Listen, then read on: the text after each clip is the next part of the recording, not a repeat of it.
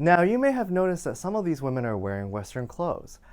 In the 1920s and 30s, many of them were referred to as Moga, or modern girl.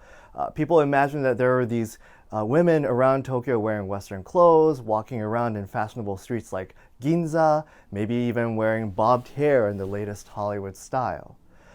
It's worth keeping in mind that these women were, for the most part, what historians or media scholars call media constructs. That is, they were products of imagination or oftentimes media campaigns that magazines and newspapers put up with glossy images of models wearing Western clothes being photographed right next to an American car.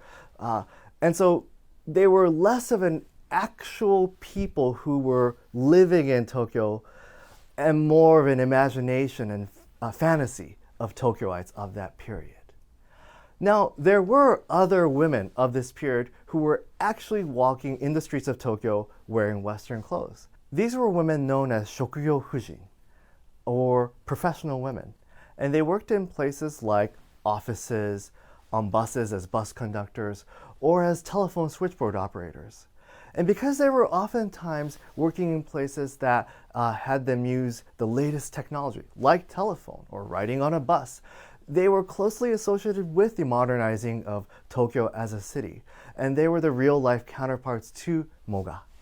And so businesses like Shiseido, who sold cosmetics, were a place where both the imagination of Moga and the reality of professional women came together because they catered to these professional women who they saw as the main consumers of these products.